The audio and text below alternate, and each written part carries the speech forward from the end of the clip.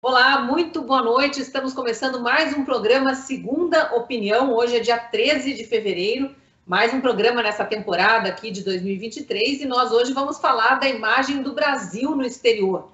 Muita gente dizia, né, que o Brasil tinha virado um pária internacional sob o governo Bolsonaro e parece que não foi bem assim. Parece que o governo Lula, o Lula 3, não está deixando uma boa impressão no exterior e também aqui dentro, né? Muita gente, inclusive, que apoiou Lula na campanha, agora já questionando as promessas e as andanças dele no exterior. Vamos falar de tudo isso, eu vou chamar os comentaristas aqui, a Paula Marisa, Flávio Gordon e a Fabiana Barroso, hoje conosco, para a gente discutir esse tema tão amplo. A gente vai lembrar de muita coisa por aqui hoje, hein, Fabi? Bem-vinda de novo ao programa. Boa noite, Cris, boa noite, Paula, boa noite, Flávio, boa noite a todos da Gaveta do Povo, do programa Segunda Opinião.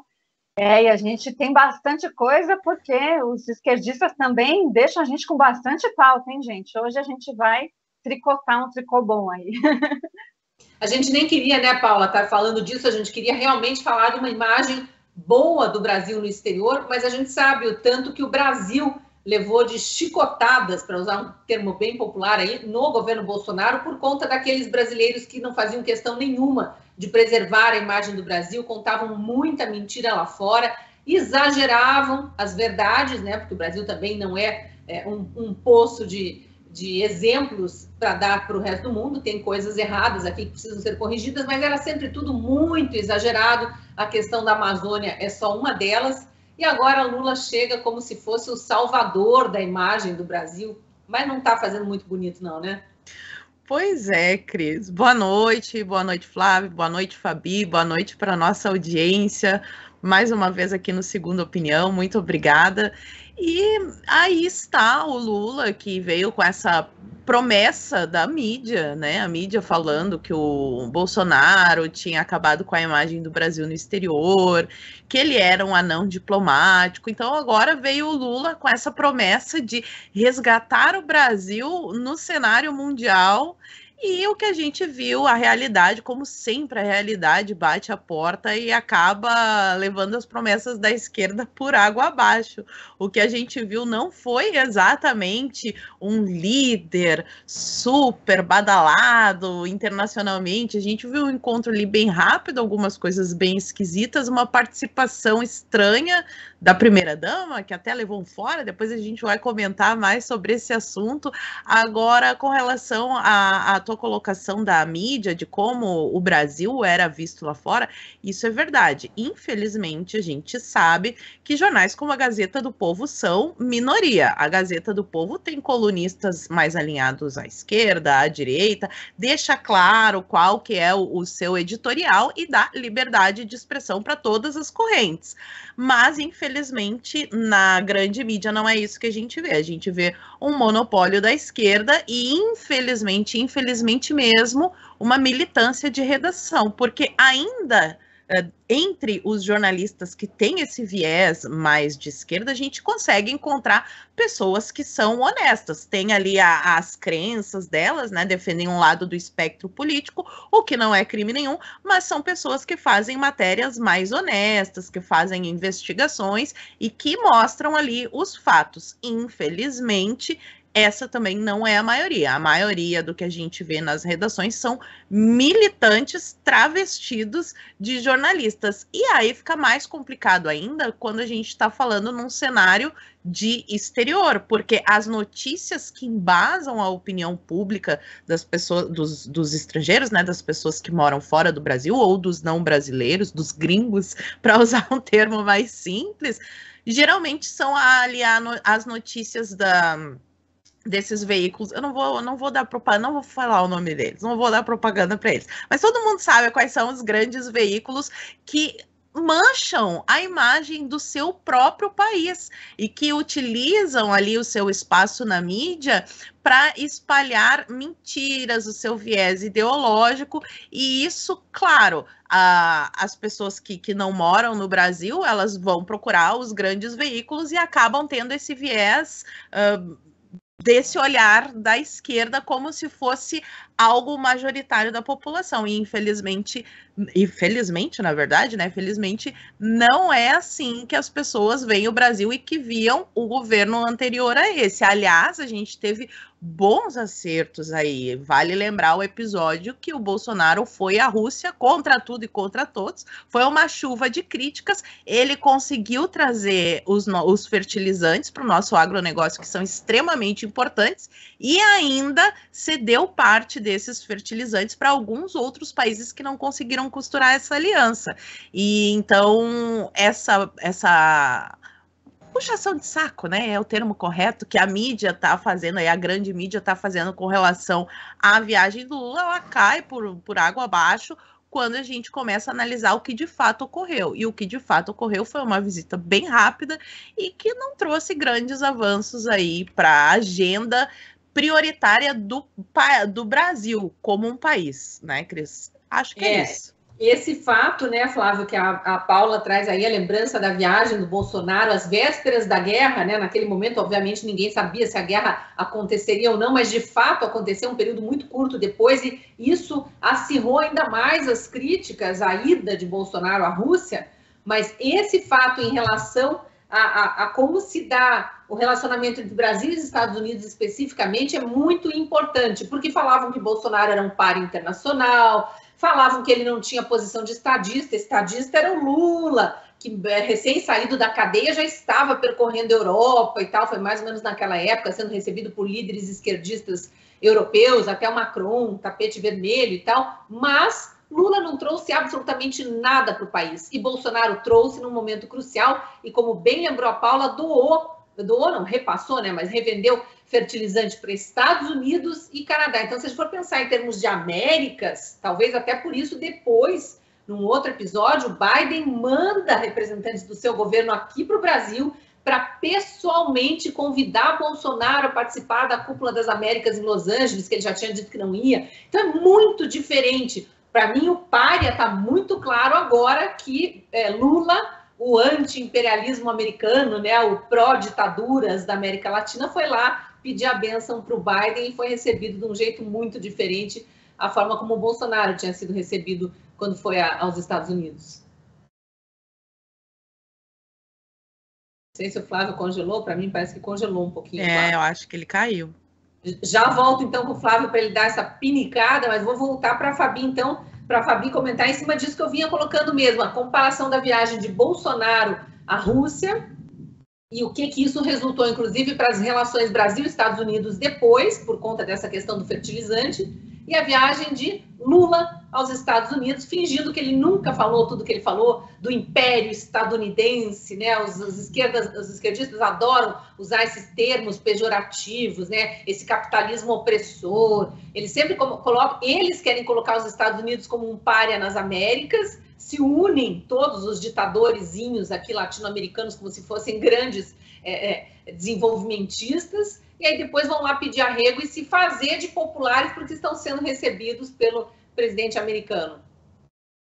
Pois é, inclusive essa parte aí que a esquerda gosta muito de dizer, né, anti-Yankee, né, para lembrar os termos deles, anti-Estados Unidos, e as críticas também, né, que se fizer essa comparação, realmente, eu lembro bem, faz quase um ano essa visita do Bolsonaro ao presidente da Rússia, lá, o Putin, e nós tivemos mesmo, né, dia 23 de fevereiro do ano passado, o começo desse conflito, mas era de suma importância, como se mostrou depois, né, no desenrolar das coisas, para a questão dos fertilizantes e outras questões. E o Bolsonaro, para quem lembra também, né, a Angela Merkel, que foi primeira-ministra alemã, o Bolsonaro chegou a fazer ela sorrir, né, dançaram juntos, ficou bem famoso mesmo essa parte, porque o Bolsonaro, daquele jeito, né, o cara comia pizza nos Estados Unidos, que levava miojo para o Japão, mas que tinha, com toda a agenda dele, que ia para fora, né, a agenda econômica do Paulo Guedes, né, do próprio do economista que está no Banco Central hoje, que foi recém, né, enaltecido aí com o melhor gestor de bancos desse tipo no mundo. Então, o Brasil soube sobreviver a isso com toda a militância da mídia dizendo que o Brasil estava fazendo uma péssima política internacional. Que péssima política internacional é essa? Se nós não paramos de vender para a China, nós conseguimos trabalhar com o governo russo, né, numa crise mundial, e nós somos Ocidente, mesmo assim chegou aqui os fertilizantes. Nós mantivemos as pontes, as portas abertas no próprios Estados Unidos, né, uma era Trump e depois o Biden, mas foram pontes construídas no governo Bolsonaro, e tivemos as portas abertas na própria Europa. Nós íamos entrar, lembra disso, na OCDE, e então era o grande sonho, né, do brasileiro de sair das mesas de negociação de baixo clero e finalmente negociar comercialmente com esses países. E tínhamos, né, commodities, que é o próprio agronegócio. E aí vem Lula, né, vem Lula para desespero nosso, para desespero, eu não sei como essa mídia está conseguindo passar esse pano, porque ele já passou vergonha, na minha opinião, tanto na Argentina, mas principalmente no Uruguai, né, que tomou um chega para lá, né, furioso, aquela ideia, né, de moeda única, mesmo que fosse só para um comércio específico, pegou muito mal para a população comum mesmo, isso pegou muito mal, e o apoio do BNDES para as ditaduras e o corte do BNDES para o agro, então está deixando de privilegiar o que é interno para fazer algo externo. E aí, para fechar assim a conta, isso tudo, né, gente? A gente ainda não completou o segundo mês de governo Lula, desgoverno. E aí a gente tem essa coisa icônica dele viajar para os Estados Unidos, a gente vê a Janja, né, assumindo um papel de protagonista ali, abraçando o Biden, uma coisa bem estranha mesmo, né, e uma foto icônica que dizem as más línguas, não sou eu que disse, mas eu tenho os olhos e quem tem olhos vejam, que tem, né, uma mão num lugar, acho que onde não deveria, numa foto que Janja está no meio. Então, isso é mico. Não é mico o que o Bolsonaro falava na ONU. O que o Bolsonaro falava na ONU tinha tudo a ver com a política do Brasil, a política que o Brasil quer fazer e não aquela coisa de colônia. Agora o Lula coloca a gente novamente, né, aos pés de ditaduras da sul-americana e dando já a entender que, se for o caso, cederemos, né, parte da Amazônia, aquelas coisas todas, tanto que foi lá para captar dinheiro americano. Só que, a troco do quê?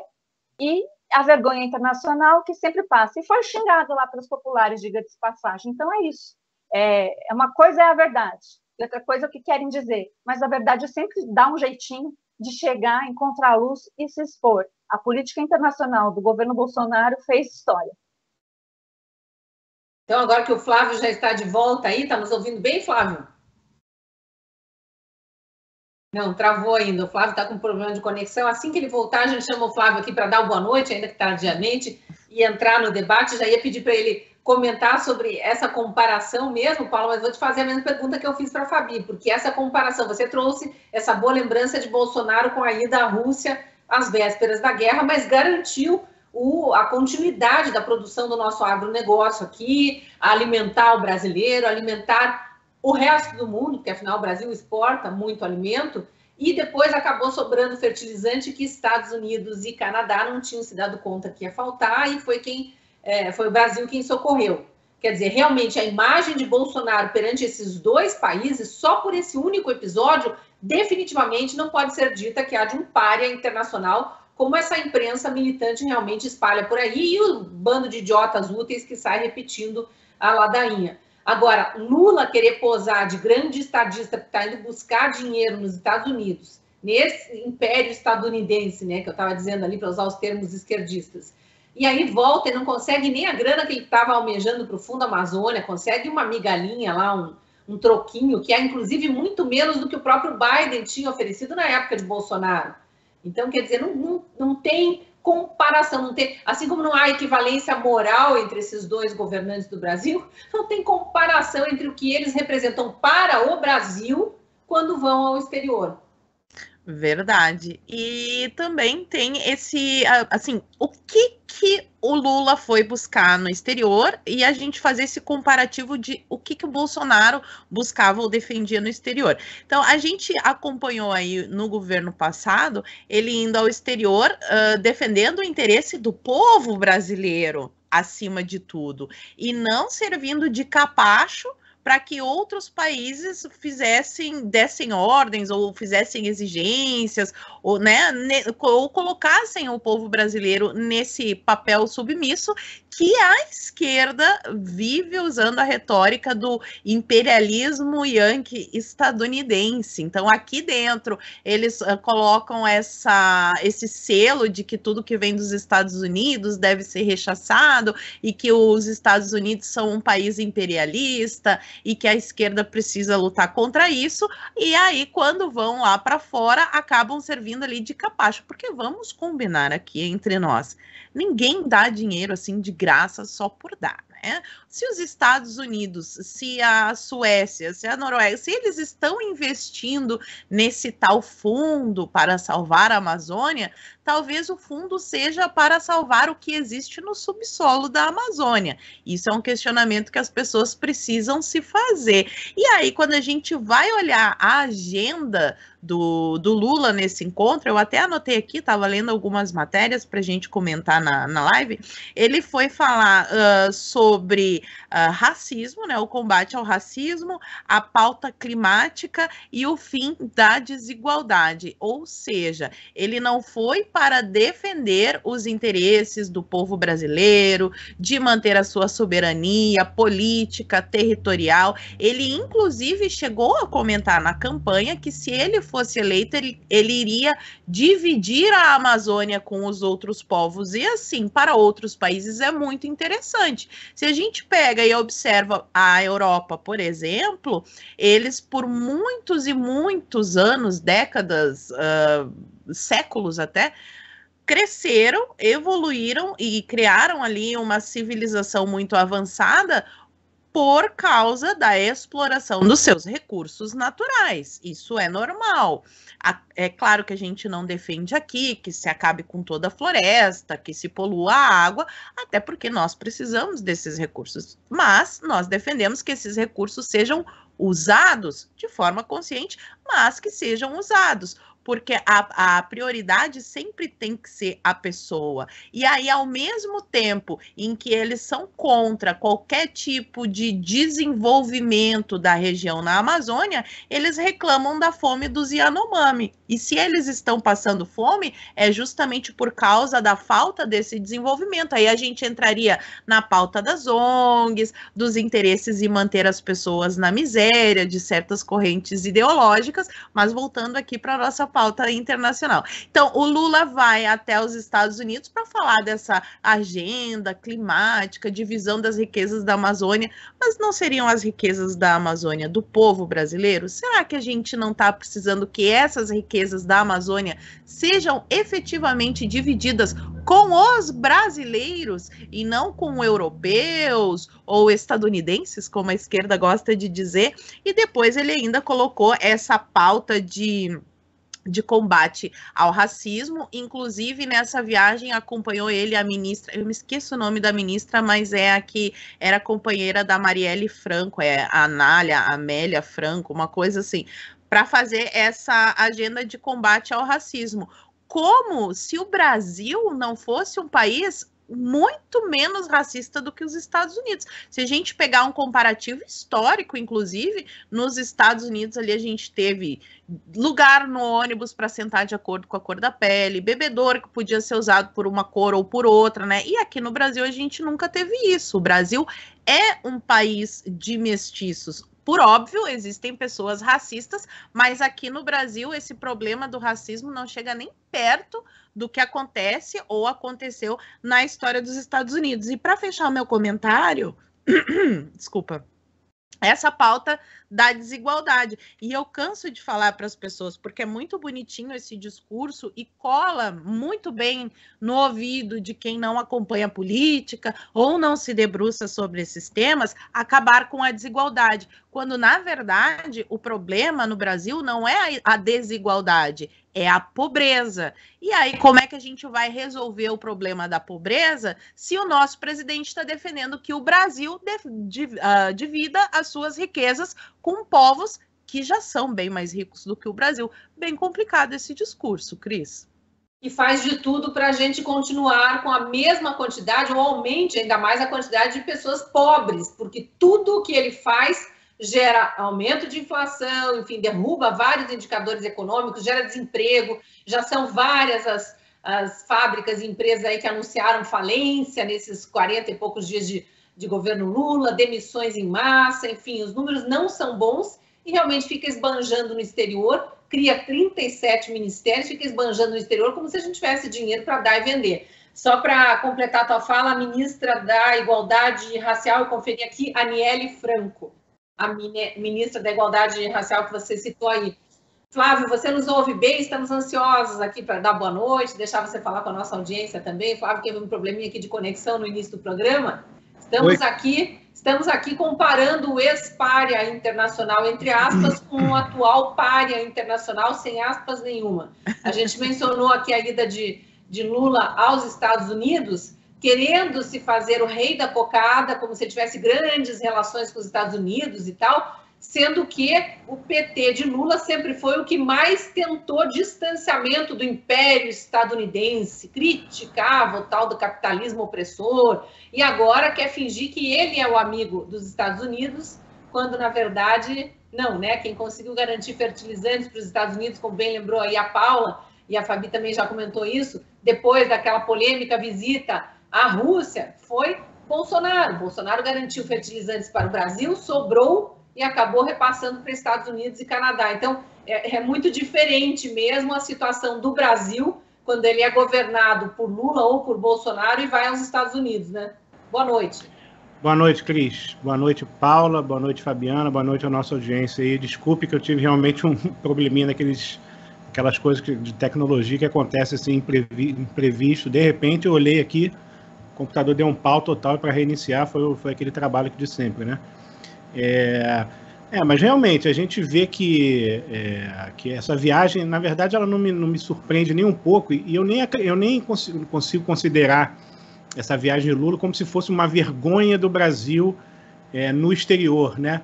Simplesmente pelo fato de que eu não levo o exterior em tão alta conta assim, né? No atual momento, eu inclusive acho que a presença do Lula, um sujeito, junto ao sujeito como o Biden, eles estão em casa, assim, eles estão no mesmo nível. O Biden, por si próprio, ele é uma vergonha para os Estados Unidos, né? É um presidente totalmente senil, totalmente incapaz, que comete uma série de... Qualquer pessoa minimamente de bom senso vê que aquele senhor não tem condição nenhuma de estar na presidência dos Estados Unidos. Estão um encontro bem propício e bem sintomático do mundo de hoje, né? Na Europa também a gente vê lideranças totalmente incapazes e não representativas das suas populações, né?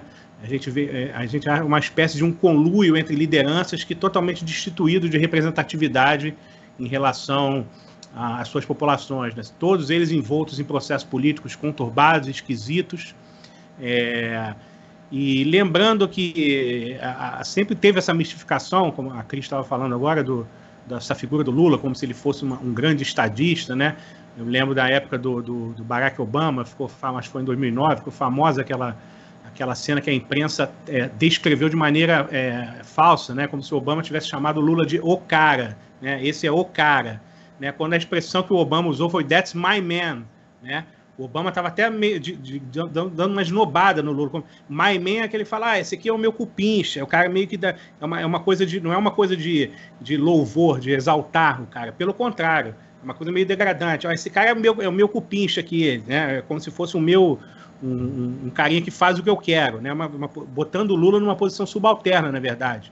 Tanto é assim que recentemente, acho que em 2020, o Barack Obama publicou um livro de memórias em que ele se refere ao Lula como uma figura com escrúpulos de chefão do crime, né? Ele fala abertamente, ou seja, nem o próprio Barack Obama, que por si só já é uma figura também altamente envolvida em uma série de problemas, de ligações com o mundo do crime organizado, ligações com entidades estranhas, com ex-figuras, por exemplo, como o pessoal daquele grupo terrorista Weather Underground, né?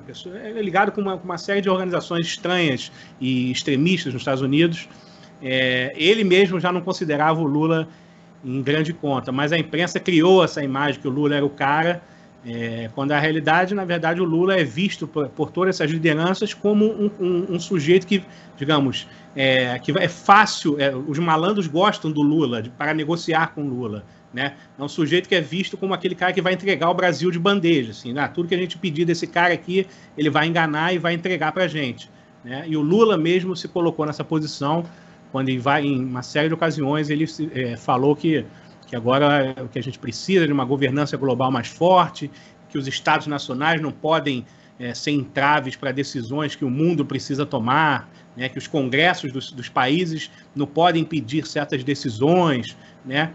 Então ele está se colocando o tempo todo como uma criatura subserviente, entreguista, e é por isso que esses caras que têm muito interesse, essas autoridades, como o Biden, como tantos outros que têm muitos interesses no Brasil, evidentemente, tentam afagar o Lula de alguma maneira e tratá-lo como my man, né? My man no sentido de, esse aqui é o nosso cupincha, esse cara aqui vai fazer tudo o que a gente quer. Então, eu não vejo como uma vergonha, eu vejo como o Lula está no lugar ideal, né? Cercado de criaturas, de malandros como ele, né? O Biden, o cara da França, todas essas lideranças mundiais que são de muito baixo nível, assim como o Lula. Repertório, né, Paula e Fabi, e nossa audiência, porque toda vez que a gente ouve um esquerdista dizendo, não, Obama, que foi um grande líder, chamou Lula de o cara, a gente lembra que não foi bem assim, foi quase como, o que ele disse foi quase que ele tinha diálogos cabulosos com o Lula, era uma coisa mais por aí do que para o cara. Mas antes de seguir com esse debate, eu queria falar para você que está nos assistindo que eu tenho um alerta. Essa é a última chance de assinar a Gazeta do Povo com 50% de desconto. Foi aquela promoção de aniversário, a Gazeta fez 104 anos no início de fevereiro e eu venho anunciando nas últimas semanas aqui que quem não é assinante pode entrar para a nossa comunidade pagando metade do preço ao longo de um ano inteiro. Então, termina na quarta-feira essa promoção. Corra, basta clicar no link aqui na descrição do vídeo para garantir seu acesso ilimitado às minhas colunas, aos do Paulo Pozonoff, que também participa aqui do Segunda Opinião, do Flávio Gordon, que também é colunista da Gazeta do Povo, e tanta gente boa que escreve para a Gazeta, grava vídeos, grava podcasts, e você pode aproveitar e apertar o botão para se inscrever também no nosso canal no YouTube, assim ajuda o canal da Gazeta do Povo a chegar à marca de 1 milhão de inscritos. Tá perto e a gente quer você na nossa comunidade, tanto no YouTube quanto na comunidade de assinantes da Gazeta do Povo. Seguindo aqui, então, nossa conversa, Fabi, a gente chegou a falar de Lula e Biden, mas não entrou muito em detalhe de Janja e da primeira-dama americana. Também houve uma cena, alguns episódios, um cancelamento de encontro ali, que deixam muitas dúvidas se a atual primeira-dama brasileira está melhorando ou piorando a imagem do Brasil no exterior, né? Aí fica fácil, Cris. Aí os fatos falam mais de qualquer narrativa, né? Tomou um bolo da primeira-dama americana. Esse é o correto, né?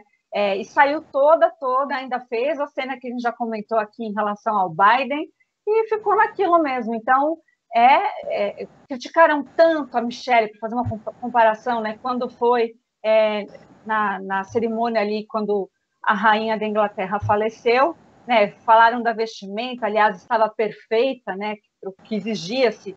E aí a gente tem também isso, né, até a questão de moda, né, é muito repercutido também a Janja, e dá a impressão que a Janja escolheu muita gente, fala muita gente, governa também, ela não tem mandato, né, então realmente essa questão da Janja, ainda mais internacionalmente, acaba virando uma gafe depois para a gente ter que consertar. Lembrando que o Brasil abriu portas no governo Bolsonaro com países árabes. E países árabes, a cultura, a gente gostando ou não, é completamente outra, né? Então, vai ser difícil, porque eu me lembro, Cris, no outros governos Lula, eu tinha um amigo que chegou a ser intérprete do Lula para os países árabes. E ele me disse à época, acho que foi no primeiro governo Lula, que ele tinha que fazer a tradução, mas ele dava uma maneirada no discurso do Lula, porque culturalmente era, né, lotado de gafes que ele não gostaria que o Brasil passasse essa vergonha. E agora a gente tem essa repetição,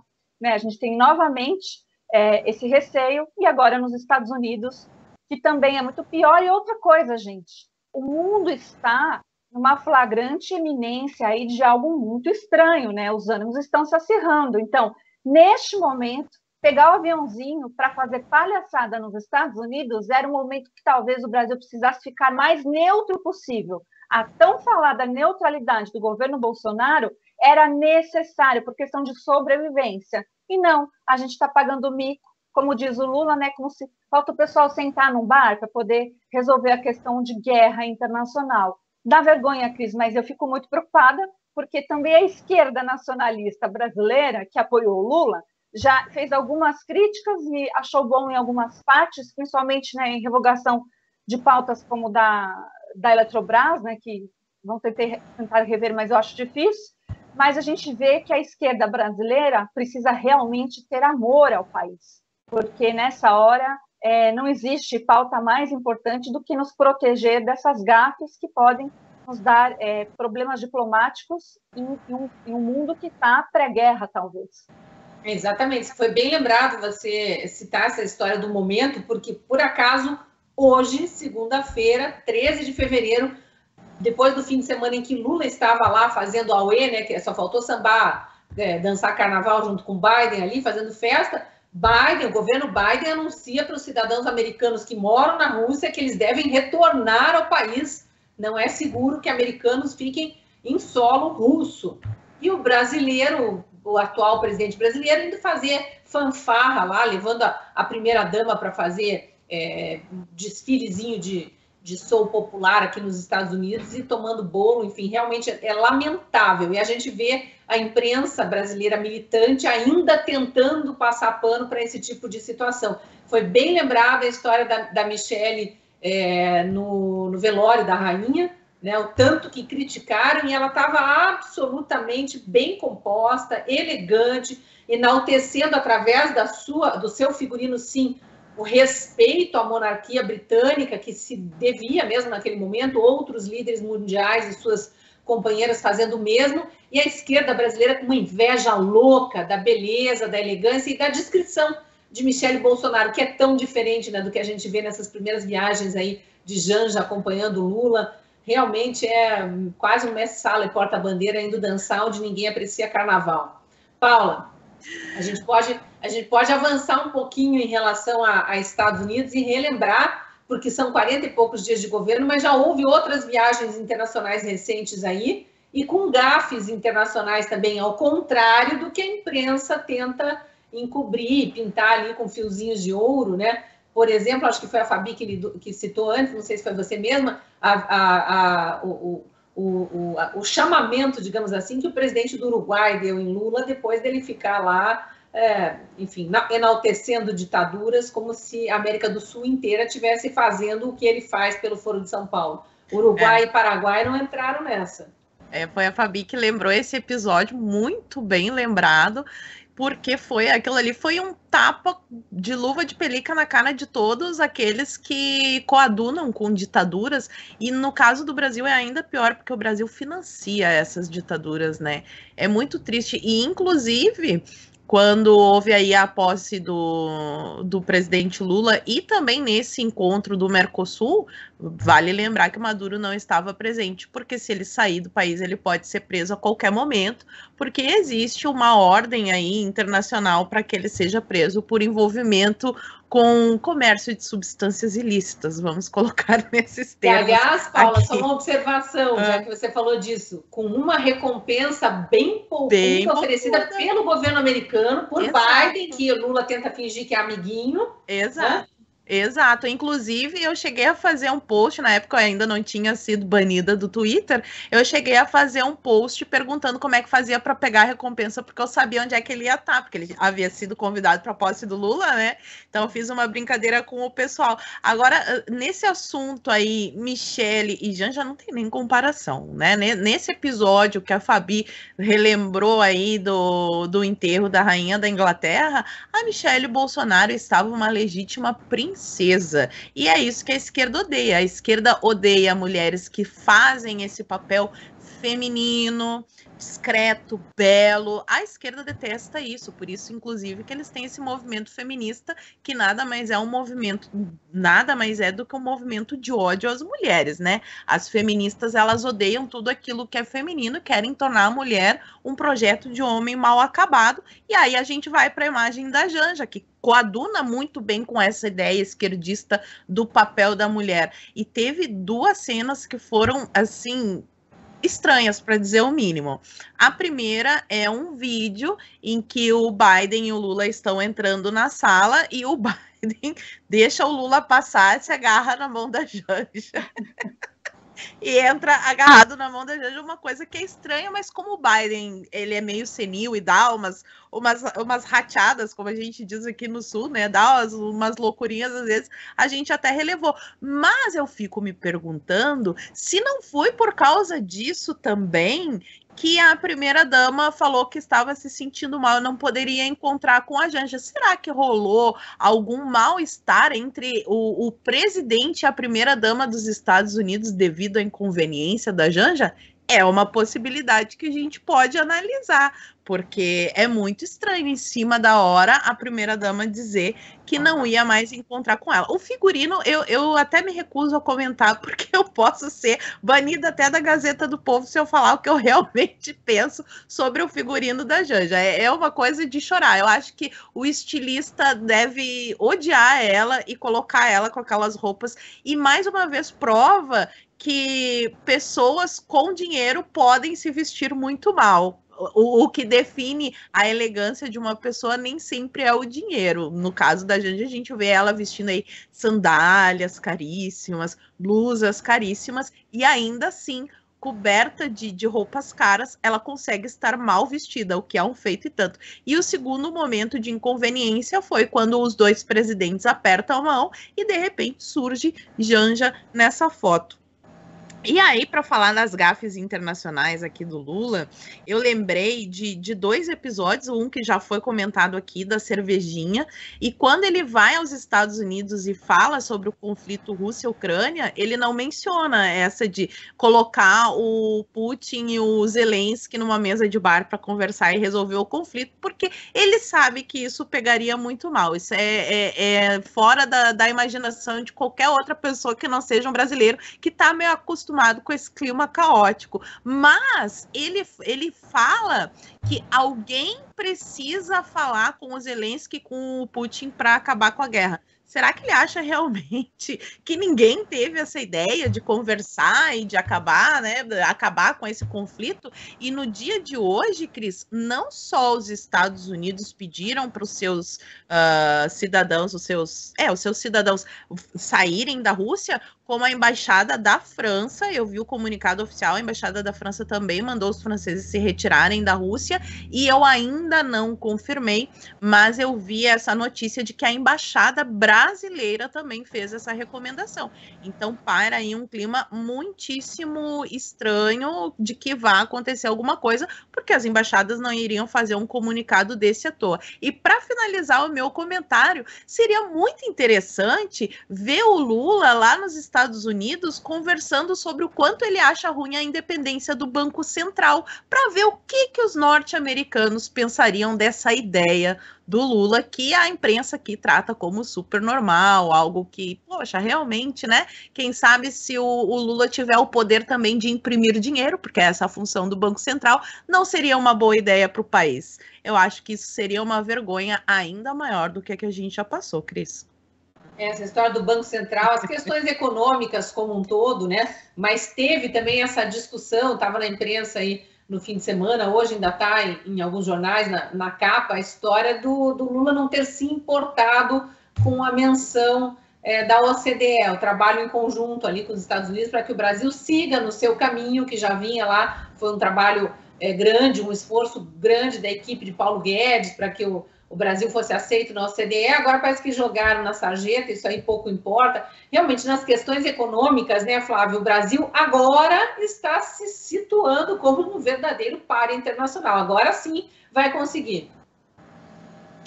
Exato. Eu sempre, quando vejo a postura do Lula e a postura dessas lideranças em relação ao Lula, eu penso um pouco no sistema que, por exemplo, era adotado na época do imperialismo britânico, né? O que a Inglaterra fazia nas suas colônias ali, sobretudo na África, né?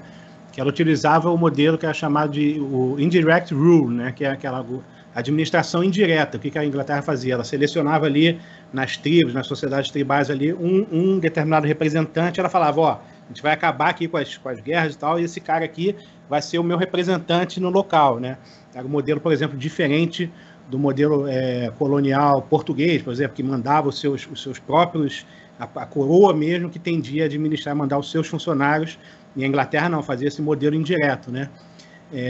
E eu acho que o Biden, quando o Obama falava my man, quando esses caras olham para o Lula, eles veem o Lula como digamos, um administrador deles no Brasil, né? O cara que vai fazer para a gente, vai entregar para a gente o que a gente quer, né? É uma mentalidade totalmente colonialista. E o Lula, que é engraçado, a esquerda sempre fez propaganda chamando todo mundo de entreguista, né? Não há figura mais entreguista do que Lula e mais subserviente nesse sentido, né? Ele usa esse vocabulário de nacionalidade, o Brasil vai ser grande, mas quando no fundo a gente sabe o que ele está fazendo afrouxar todos os últimos requisitos de soberania brasileira, institucionalmente. A gente agora, por exemplo, a gente teve o governo alemão acabando de injetar, sei lá, 1 bilhão de euros, se eu não me engano, no Fundo Amazônia. Assim, a gente está vendo realmente um processo de submissão total do Brasil, sobretudo as nossas riquezas, a interesses estrangeiros diversos, né? E o Lula é esse cara, que vai fazer esse meio de campo, que por isso ele é tão exaltado paparicado pela imprensa, que uma imprensa que também é serviçal dessa agenda, é serviçal desse projeto, uma imprensa totalmente homogênea em termos de visão de mundo e de viés político-ideológico, e a gente tem um Lula, nesse caso, como esse cara que digamos, é o bom aquele brasileiro, o homem cordial brasileiro que vai aceitar todas as interferências externas, né? E por falar em interferência externa, a gente não pode esquecer também que a gente está falando da questão de eleição, né? Eu levantei a questão das eleições envoltas em suspeitas e com grandes parcelas das populações, tanto dos Estados Unidos quanto do Brasil, desconfiando do resultado, né? A gente não pode esquecer que em 2021 a gente teve aqui um diretor da CIA, né? Eu acho que esqueci o nome dele, não sei se é William Burns, alguma coisa assim, que teve uma reunião com a equipe do Bolsonaro, inclusive com o general Heleno também, que meio que deu uma pressionada no Bolsonaro, aceita os resultados, para de questionar negócio de urna, para de questionar a eleição, aceita isso aí e fica quietinho, né? Ou seja, deu uma tentativa de intimidar no processo que deveria ser interno do Brasil, né? E a gente teve o Biden pressionando, a gente teve interferências no processo eleitoral brasileiro muito claras, assim, tentativas de interferência e não foi nem escondidas, né? E a gente não pode esquecer que boa parte da comunidade internacional estava querendo que esse cidadão voltasse ao poder, justamente para o Brasil ficar, digamos, mais permeável a essas negociações, sempre em posição subalterna, né? É o contrário do que a narrativa que a imprensa fala, que o Brasil vai voltar a ser, digamos, um protagonista do diálogo internacional, das relações internacionais. É o contrário. O Brasil agora entra cada vez mais como digamos, um colono nessas relações, numa posição de sujeição colonial. Isso fica cada vez mais evidente, do meu ponto de vista. E, por outro lado, a gente vê que não só nos Estados Unidos, como nas relações com a Europa e com as lideranças mais importantes do mundo, a gente vê que o Brasil não se apresenta mais. E por isso que a Paula mencionou, por exemplo, a parte da esquerda mais nacionalista, né? A gente viu agora recentemente, eu acho que o Aldo Rabelo, né? O Aldo Rabelo já vem fazendo essa crítica há muito tempo. Ele já falava que o Lula é entreguista, ele já fez uma série de declarações e entrevistas falando claramente isso, né? Só que agora a Inês é morta, né? Porque, por outro lado, ele, por exemplo, ele que tem ligações com essa parte da esquerda que se pretende herdeira do nacionalismo e do trabalhismo, por exemplo, o Ciro Gomes, eles se bandearam para esse lado e agora eles não têm mais como fingir que não sabiam também o que estavam fazendo, né? Não adianta agora posar de virgem de bordel, né? Porque eles fizeram parte desse processo, eles apoiaram a subida desse cidadão, a volta desse cidadão ao poder, e agora não adianta fingir que não sabia o que estava vindo por aí. O mesmo vale também para o discurso de vários liberais que continuam se fingindo de desentendidos, né? O Lula o Banco Central vai estar atacando o Banco Central, mas ele prometeu que ia fazer isso, né? Você não pode fingir surpresa agora, você não pode aplaudir, digamos, aplaudir as causas e recriminar os efeitos, né? Isso aí o Lula prometeu, e nesse sentido eles foram honestos, eles falaram que ia fazer, eles falaram que ia conduzir a economia à moda Dilma, né? E não por acaso, entre essas gafes que a gente está falando, a Dilma está aí possivelmente assumindo uma posição num banco dos BRICS, né? Esse é o assunto que eu queria trazer para essa rodadinha final aqui, eu acho uma notícia importante. Que imagem, vamos fazer um exercício de futurologia.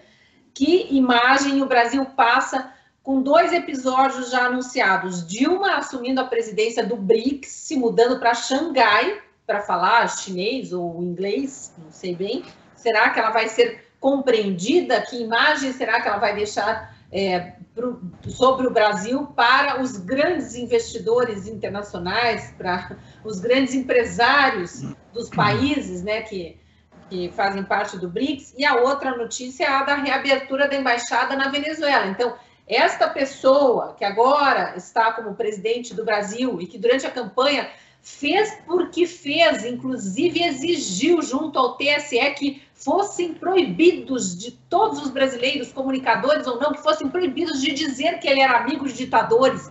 E agora, como primeiros dias de governo, não só refaz a amizade, reforça a amizade, como manda de novo um embaixador, quer colocar de novo uma embaixada do Brasil na Venezuela. Que imagem a gente está passando para o Brasil, Fabi? Para o Brasil não, para o exterior, né? Que imagem do Brasil estamos passando para o exterior com essas decisões governamentais? Uma imagem de um alinhamento bem da América Latina, né, bem específico mesmo, porque todo mundo sabe, o mundo inteiro sabe o que ocorre na Venezuela, e você pôr uma embaixada lá com um governo não legítimo, com estado de pobreza, ausência de informação, a grande tristeza, né, que está na Venezuela hoje em dia. A gente tem até a questão dos Yanomamis, que a gente junta uma coisa na outra, mas se trata da mesma coisa. Então, realmente, essa é uma péssima ideia. Como também reverbera lá fora a ausência de investimento, as linhas de financiamento que tinha para o agro brasileiro, né? Afinal, são commodities e o mundo inteiro está precisando, ainda mais novamente, nessa pré-guerra. A gente está tendo as embaixadas aí já aconselhando seus cidadãos a não fazer viagens para esses países, e, de outro lado, nós temos zero, né? Não existe nenhum gabinete montado, não existe o que é pior, né? Por mais que a gente tenha ficado com alguma mágoa de militares, por exemplo, tudo que me vem à cabeça é, enquanto o mundo está tentando se proteger, né, os seus territórios em relação a qualquer invasão externa, isso pode ocorrer, né? Até inclusive um mapeamento dos céus, né? A gente está preocupado em discutir coisas muito secundárias. A gente realmente não tem nem aproximação desse governo com os militares o bastante para nos passar segurança em relação a isso, né? Querendo até a criação de guarda nacional e etc. Então, é muito descolamento. E ao mesmo ponto que também a gente tem, para não deixar de falar, né, o Poder Judiciário, que no passado criticou e disse que o Bolsonaro tinha proximidade com hackers russos, né, que o Fachin falou isso, mas não provou. Nós hoje temos, então, todas essas situações e nenhum pedido de explicação do Supremo, nenhuma interferência, né, inclusive até a nomeação do diretor da Polícia Federal Brasileira, que é o mesmo que investigou as facadas do presidente Bolsonaro.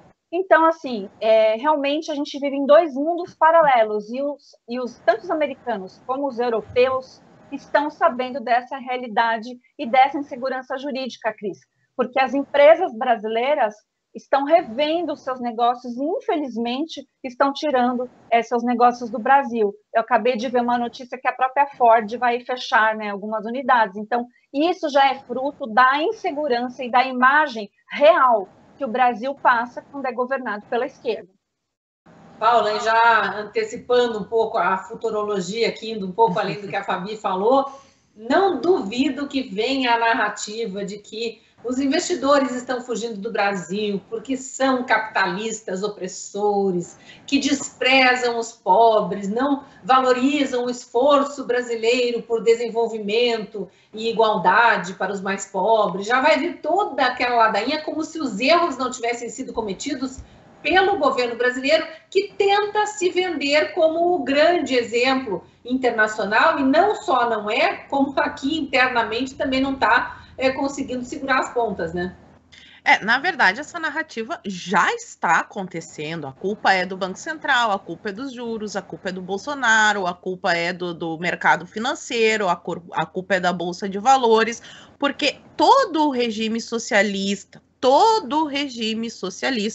coloca a culpa das mazelas que causa em fatores externos, que é para tentar deixar o povo ali enganado, iludido e principalmente unido contra uma ameaça exterior. Então, eles precisam inventar. Só que, como o governo Bolsonaro já acabou e já está muito forçado colocar a culpa de tudo que está acontecendo agora no Bolsonaro, que nem no Brasil está, eles estão aí colocando a culpa nos juros, no Banco Central, no mercado financeiro, na Faria Lima, que fez o L durante a eleição, o que é realmente merecido, né? Para ver se eles entendem que a esquerda tem essa pauta de colocar o Brasil com um regime socialista e que socialista não gosta dos liberais da Faria Lima, eles apenas usam os liberais para chegarem ao poder. E igualzinho da mesmíssima forma que aconteceu na União Soviética, quando os bolcheviques se unem com os mencheviques, chegam ao poder e dão um belo de um chute no traseiro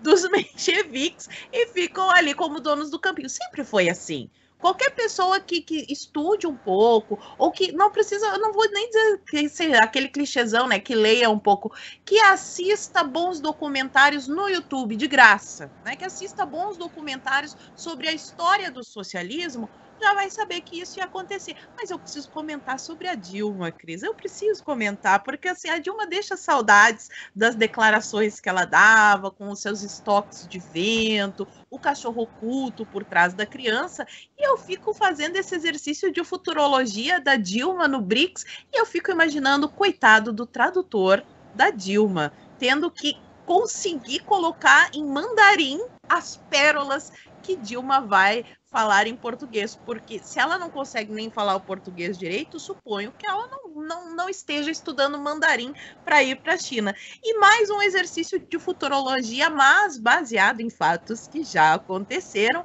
A gente precisa analisar a maravilhosa experiência de Dilma Rousseff como gestora econômica. Em primeiro lugar, ela esteve à frente de uma lojinha de R$1,99 em Porto Alegre que faliu. Ela conseguiu falir a lojinha de R$1,99. E depois, quando ela foi alçada aí como uma tartaruga em cima do poste, a cadeira da presidência da República, eu acho que em 2016 o país não estava muito bom não, né? Aconteceu até um impeachment que a esquerda chama de golpe. O golpe da Dilma, porque a Dilma, sim, ela é uma figura maravilhosa no cenário, no cenário internacional, inclusive tomando porres e sendo carregada pelo seu segurança, porque eu acho que deve ser isso que as pessoas estavam com saudade, de ter um representante do Brasil bêbado pelas ruas, se eu não me engano, foi de Portugal. Então, devido a esse passado, esse contexto rápido que eu fiz, é bem breve, só os melhores momentos de Dilma Rousseff em gestão econômica e no seu comportamento maravilhoso no exterior, eu acho que o pessoal deve ficar bem preocupado com a saúde financeira do BRICS, porque provavelmente ele quebra em breve. Cris? Eu caí? A Cris caiu. A Cris caiu. Então eu vou passar já para o Flávio Gordon comentar sobre esse passado maravilhoso de Dilma Rousseff aí. Não, pois é, Paulo, e a gente estava falando da questão da Venezuela, né? Como é que. Porque muito pior do que as gafes são aquilo que o Lula fez, digamos, o relacionamento dele, o que o Lula e a Dilma e o PT fizeram com esses regimes, né? A gente não pode esquecer que a Venezuela é hoje um dos hubs do narcotráfico internacional no mundo, narcotráfico e tráfico de armas, né? Eu recomendo muito à nossa audiência um livro do colunista da Gazeta, o Leonardo Coutinho, chamado Hugo Chávez, O Espectro, né? Em que ele conta ali como é que a Venezuela se tornou o grande epicentro da ligação do narcotráfico e do tráfico de armas em todo, não só no continente americano, como no mundo inteiro, né? Tem inclusive ligações com movimentos e grupos terroristas ali do norte da África, aqui na América Latina inteira, né? Eu gostaria de lembrar que, mais uma vez, pior do que as gafes são, por exemplo, o relacionamento que o Lula petismo sempre manteve com esses caras, né? Em 2015, por exemplo, quando o Diosdado Cabello, que era o segundo homem do chavismo, né, o braço direito ali do Maduro, estava sendo investigado e procurado pela comunidade internacional e pela polícia americana por tráfico de drogas, ele teve um mês depois ele teve uma reunião, veio ao Brasil, teve uma reunião secreta aqui com a senhora Dilma Rousseff, né, para negociar, ninguém sabe o que, né, segundo o Leonardo Coutinho conta no livro, ele queria justamente testar ali como é que o prestígio dele em relação à América Latina para ver se ele tinha algum refúgio caso viesse uma ordem de prisão, alguma coisa aqui, né? Ou seja, então, o PT sempre se relacionou com esse tipo de gente, sempre cometeu esse tipo de coisa que é muito pior do que gafe, né? Eu lembro o Lula, por exemplo, chamando presos políticos cubanos de criminosos e coisas do tipo, chamando o Ahmadinejad, que esse é um genocida de verdade, que queria destruir o Estado de Israel, de amigo, irmão. Então essa foi sempre a companhia do lulopetismo, né?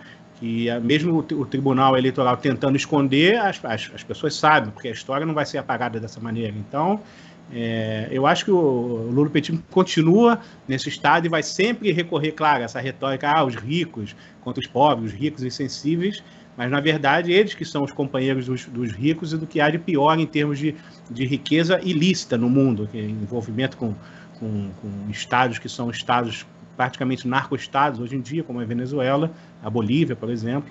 E, claro, é o que a gente vai ver a partir de agora, e sempre com a empresa tentando acobertar e passar pano para esse histórico de relacionamentos com movimentos e países e partidos e grupos não legítimos, né? E agora? Sim, Cris. Voltei. Hoje está encantado aqui. Agora fui eu que tive uma queda de energia aqui, mas voltou rapidamente. Eu queria lembrar a quem está nos assistindo que, como eu disse no começo do programa, essa é a última chance para assinar a Gazeta do Povo pela metade do preço, 50% de desconto para você que clicar no link da descrição do vídeo agora. Vamos saber mais sobre essa promoção.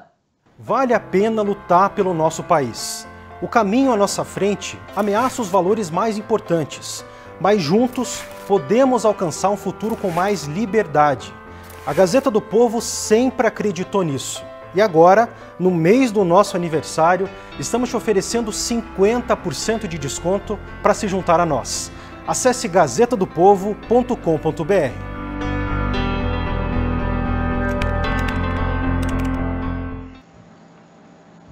Como bem disse o Lucian aí nessa gravação, vale muito a pena assinar a Gazeta do Povo. E eu reforço que não adianta a gente reclamar da censura e não apoiar quem ainda está ao lado da liberdade. A Gazeta do Povo é onde o Constantino, o Fiuza, o Lacombe e tantos outros colegas ainda têm espaço para expressar a sua opinião. Então assine agora mesmo e apoie o melhor jornal do Brasil. Vou começar a rodada de despedida pela Paula. Obrigada, Paula, por mais essa participação. Te esperamos na próxima segunda.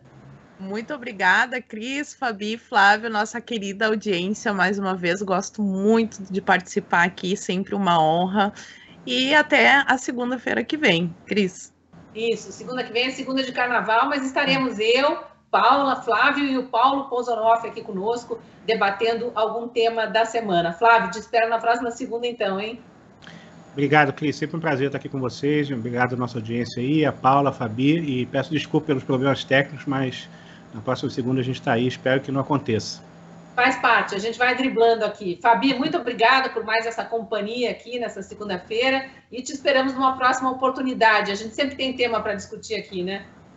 Muito obrigada, Cris. É sempre um prazer participar do Segunda Opinião. E vou deixar aqui o recado, lembrando do outro programa que nós temos aqui na Gazeta, às quintas-feiras, às 20 horas, que é um programa chamado Fora dos Autos. E a gente discute bastante essa parte jurídica para quem quer entender, né, alguma coisa de direito, se é que é possível e nos tempos atuais. Mas fica o convite. Muito obrigada a todos e boa noite. Muito bom o programa mesmo. Então, um beijo, Fabi, Paula, Flávio e a você que nos assistiu até agora. Esperamos na próxima segunda, às 8 da noite. Até lá.